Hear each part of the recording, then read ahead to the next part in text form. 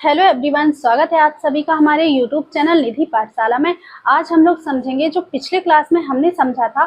भौतिक रूप से उत्तर प्रदेश को हमने 3 भागों में वर्गीकृत किया था, जिसमें हमने पिछले क्लास में पढ़ लिया था भावर और तराई क्षेत्र के बारे में। अब हम इसी में आगे पढ़ेंगे दूसरा वर्गीकरण, जिसे कहा जाता है गंगा यमुना के मैदान। यानी जो उत्तर प्रदेश के मध्य भाग में गंगा यमुना के मैदान विस्तृत हैं, उनके बारे में समझेंगे। और जो तीसरा वर्गीकरण है दक्षिणी पठारी क्षेत्र, यानी जो उत्तर प्रदेश के दक्षिण में जो पठार विस्तृत है उसके बारे में समझेंगे। तो पहले तो हम समझते हैं गंगा यमुना के मैदान के बारे में। तो जो गंगा यमुना के मैदान हैं, उनका निर्माण हुआ है जलोढ़ मिट्टी से, जिसे हम कांप मिट्टी या फिर कछारी मिट्टी के नाम से भी जानते हैं, और इसी को हम कहते हैं एलुवियल सॉइल। ये आपको याद रखना है। उसके अलावा जो गंगा यमुना के मैदान है, ये नदियों द्वारा लाए गए जो अवसाद हैं, उनके जमाव से इनका निर्माण हुआ है। यानी जब नदियां बहती हुई आती हैं तो अपने साथ में कुछ कंकड़ पत्थर यानी कुछ अवसाद अपने साथ में बहा करके ले आती हैं, और उसी अवसाद को ये एक स्थान पर जमा कर देती हैं, जिससे मैदानों का निर्माण होता है। तो उसी तरीके से गंगा यमुना के मैदानों का निर्माण भी हुआ है। अब हम आगे देखते हैं तीसरा वर्गीकरण दक्षिणी पठारी क्षेत्र। अब ये पठार क्या होते हैं? तो पठार होते हैं जो ऊंची उठी हुई जमीन होती है, यानी ऊंची उठी हुई भूमि होती है, जिसका जो शीर्ष भाग होता है यानी ऊपर का हिस्सा होता है वो समतल होता है, उसी को हम पठार कहते हैं।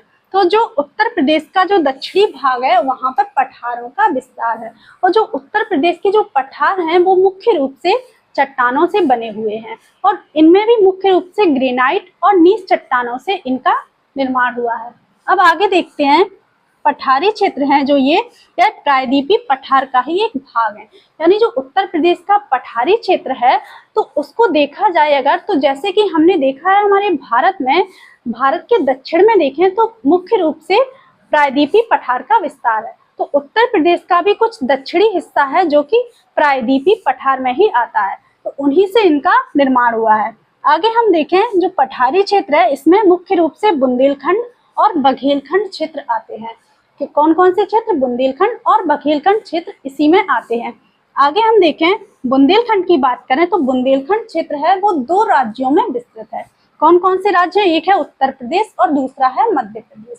यानी उत्तर प्रदेश और मध्य प्रदेश के कुछ जिले हैं जहां पर बुंदेलखंड के जो पठारी क्षेत्र है, यहाँ पर सोनाकर तथा कैमूर की पहाड़ियां विस्तृत हैं।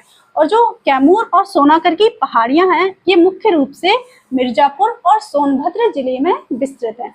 यानी उत्तर प्रदेश के जो दक्षिणी जिले हैं मिर्जापुर और सोनभद्र, यहाँ पर विस्तृत हैं सोनाकर तथा कैमूर की पहाड़ियां। और ये पहाड़ियां जो हैं, ये विंध्य पर्वत जो कि मध्य प्रदेश में है, उन्हीं का ये पूर्वी विस्तार है। तो उम्मीद करते हैं कि भौतिक रूप से जो उत्तर प्रदेश का हमने वर्गीकरण समझा वो आपको बहुत अच्छे से समझ में आया होगा। तो अगर आपको हमारा वीडियो पसंद आता है तो आप हमारे वीडियो को लाइक कीजिए, हमारे चैनल को सब्सक्राइब कीजिए और शेयर भी कीजिए।